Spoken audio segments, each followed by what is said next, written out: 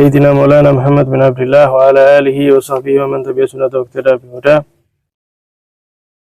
Amma ba'd, alhamdulillah, di sore hari ini yang insyaallah penuh dengan barakah dari Allah, ya sore hari bulan Ramadan, kita masih diberikan izin oleh Allah untuk terus mendekat, semakin mengenal, semata-mata ingin dipandang oleh para aulia, ingin lebih dikenal oleh para aulia, karena memang wasilah kita tuh meraih perhatian, meraih kecintaan daripada para aulia itu adalah nazkuruhum, kita mengingat mereka, menyebut mereka sebagaimana yang disebutkan Habib Abdullah Baharun, kemudian mendekat dengan mereka, sering memberikan hadiah, mengirimkan bacaan kepada mereka. Kemudian bukan hanya itu, iktidak bihim, mengikuti sebagaimana apa yang mereka perbuat, indahnya akhlak mereka. Dan yang tidak kalah pentingnya adalah nazuruhum, kita datang berziarah, berkunjung kepada mereka. Sayyidina Imam Ibn Athaillah As-Sakandari rahimahullah martar abrar, beliau menyatakan, alaika bil hawalah ala maulak watruk man la yastati'u an yanfa'a ghairahu. Ini beliau mengingatkan kepada kita di dalam kehidupan kita ini, kata beliau, hendaknya kamu itu memalingkan segala urusanmu kepada Allah. Jadi gantungkan hatimu, gantungkan pikiranmu kepada Allah Subhanahu wa ta'ala. Dan tinggalkan mereka yang tidak bisa memberikan manfaat kepada yang lainnya, yaitu siapa? Ya makhluknya Allah Subhanahu wa ta'ala. Karena semua yang dilakukan oleh makhluk itu hakikatnya ya Allah Ta'ala yang menghendaki, bukan murni dari mereka. Contoh sederhana bagaimana ketika Nabi Ibrahim berupaya untuk dibakar, dilempar di api yang begitu dahsyat besarnya, tapi sedikit pun gak terbakar. Hatta bulu matanya Nabi Ibrahim gak terbakar, justru merasakan dingin yang sejuk. Jadi memang makhluk itu gak bisa memberikan manfaat atau madharah kepada yang lainnya kecuali jika diizinkan oleh Allah Subhanahu wa ta'ala. Maka kita diingatkan oleh Imam Ibn Athaillah, jangan kamu itu tergantung sama makhluk, gantunglah kepada Allah Subhanahu wa ta'ala. Makanya Allah itu memiliki sifat apa? As-Somad. Apa itu As-Somad? Kan kita sering baca ya, Qul huwallahu ahad, Allahu As-Somad. Apa itu As-Somad? As-Somad itu yang kita gantungkan diri kepadanya, yang maha digantungkan. Dalam arti kita tergantung dengan Allah, yang maha tidak tergantung dengan yang lainnya. Itu namanya As-Somad, Allah. Dan Allah itu ana inna dzanni abdi bi, aku itu menurut prasangka hambaku. Lah kalau kita ini prasangka besar kepada Allah, kita berupaya dan kita menggantungkan harapan yang besar kepada Allah dengan harapan Allah akan selalu memberikan kepada kita, yaitu Allah akan berikan. Ini berarti husnudzon sama saya, dan saya nggak mungkin mengecewakan, ibaratnya gitu. Nggak mungkin dikecewakan, maka Allah akan kabulkan permintaannya tadi. Jangan kita tergantung sama makhluk, karena makhluk ini yang namanya manusia tetap manusia ya. Yang namanya manusia tetap manusia.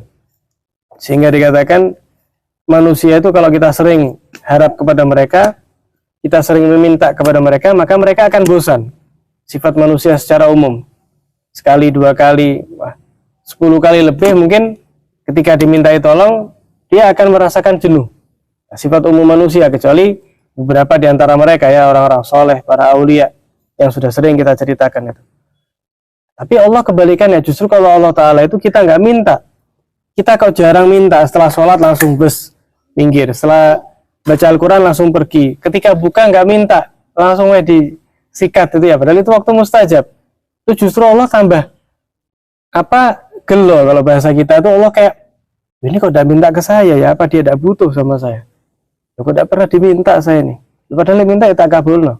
Itu Allah justru tambah nggak suka gitu. Kalau manusia ini berubah-ubah, hati manusia ini berubah-ubah. Iya, mughalibul qulub dikatakan. Allah itu maha membolak-balikkan hati. Hati manusia ini terbolak-balik.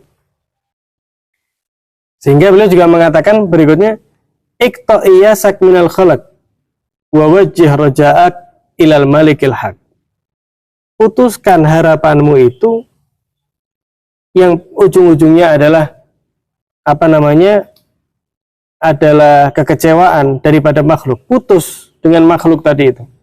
Dalam arti di sini bukan putus hubungan ya, putus ketergantungan gitu. dan arahkan harapanmu hanya kepada yang Maha Raja, yaitu Allah Subhanahu wa Ta'ala. Loh, kamu tuh kok iso repot sama manusia tuh? Kenapa? Sampai disebutkan oleh beliau. Kenapa? Loh, kadang ya Allah walafu, kadang nggak puasa. Kenapa? Kalau anak puasa nanti dimarahi bos. Soalnya katanya lemas. Loh, yang ngajib katanya timnas ya. Timnas disuruh untuk nggak puasa. Loh, ini kan keliru gitu loh. Ini kan keliru, nggak ada masalah bermain bola dan lain sebagainya. Tapi ya jangan dilupakan loh, ini Tuhannya kita gitu loh. Ini Tuhan yang nggak mungkin untuk kita kesampingkan. Wanzur madza amaluk wa madza amila ma'ak min awwali nash'atik. Loh, kamu itu perhatikan bagaimana amalmu kepada Allah dan bagaimana Allah memperlakukan kamu dari kamu kecil. Loh, kita loh kalau dilihat amal-amal kita ini sama Allah, ya masih kurang sempurna gitu, jauh dari sempurna. Tapi perhatiannya Allah, kasih sayangnya Allah kepada kita luar biasa. Bahkan dari kita lahir, ya dari kita sebelum lahir kalau perlu. Dokternya sudah ngomong, ini kasih vitamin ya, supaya nutrisinya untuk anaknya. Loh, ini saya bayi, belum bisa ngomong. Minta belum bisa. Tapi sama Allah sudah dilengkapi. Allah titipkan kepada dokter, dokternya nyampaikan kepada orang tuanya nanti yang minum susu, memperbanyak makan kurma misalnya, memperbanyak minum vitamin, supaya untuk nutrisi anak yang masih di dalam, dari kandungan itu sudah Allah perhatikan kamu. Ketika kamu lahir, Allah gerakkan hati-hatinya orang tua itu untuk kasih sayang kepadamu, untuk memberi apa yang kamu butuhkan, apa yang kamu minta sampai besar. Itu semuanya Allah Ta'ala yang ngatur. Nah, kalau Allah yang selalu perhatian sama kamu, sekalipun kamu amalnya belum sempurna, kata beliau, nah, apa kamu ragu lagi untuk menggantungkan hatimu itu kepadanya? Ma sona'amak illa judan wa ihsana. Allah tidak berlaku kepadamu melainkan kedermawanan dan kebaikan. Wis, itu tok yang Allah berikan kepadamu. Wandur madza sona'ta ma'ahu. Dan perhatikan, Allah begitu baiknya kepadamu, tapi kamu perhatikan bagaimana kamu memperlakukan Allah Subhanahu wa Ta'ala, gitu. Fala tara illa jafaan wa isyana. Maka kalau kamu lihat bagaimana kamu dengan Allah, maka yang kamu lihat adalah jafa, yaitu kamu nggak begitu peduli, bahkan bermaksiat kepada Allah Subhanahu wa Ta'ala, yang nggak pantas ya. Masa yang maha baik kok kita jahati, ibaratnya seperti itu. Kita harus punya rasa malu. Beliau tegur lagi, ma aksara muwalatak lil makhlukin. Betapa banyak atau betapa besar kesetiaanmu dengan para makhluk itu. Wah, ini misalnya telat gitu ndak enak. Mau kemana? Mau janjian sama teman, misalnya bukber. Jam berapa? Jam 5:30 harus kumpul. Jam 5 sudah di tempat. Kenapa? Saking setianya tadi itu sama teman-temannya. Jangan, ini teman ana ini khoyir. Loh, sak khoyir-khoyirnya loh, sak baik-baiknya teman kamu. Ya, dia dibanding sama Allah ndak ada apa-apanya. Loh, baiknya teman kamu itu ke kamu, itu termasuk bagian kebaikan Allah kepadamu. Kenapa Allah tutupi aibnya kamu? Dan ini temanmu tuh tahu aibnya kamu. Kamu tuh ternyata kayak gini kayak ini. Lu kenal lo udah mau rasanya. Terus adanya orang-orang itu tahu aib kita. Kenal sama kita tuh mungkin malu. Apalagi ketemu bareng, apalagi duduk bersama. Tapi karena Allah sayang kepada kita, Allah kasih rasa sayang itu kepada orang-orang sekitar kita, sehingga mereka bisa dekat sama kita, bisa kumpul, bisa ngobrol kepada kita. Loh, itu bagian dari nikmat Allah. Loh, nikmat Allah itu yang Allah beri kepada kita. Lah kok kita lupa sama Allah Ta'ala sendiri?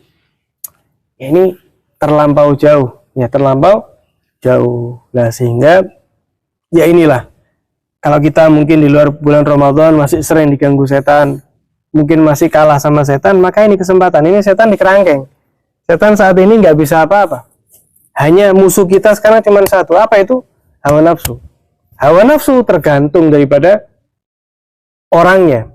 Kalau orangnya ini sekarang ini waktunya, bulan Ramadan ini mau merubah hawa nafsunya, dididik, diperketat untuk menjadi baik. Malas ngaji, tak ngaji aku. Misalnya, kok malas ya ngaji? Ayo ngaji. Jadi dia mau memilih sendiri. Kok malas terawih ya? Ayo mandi terawih.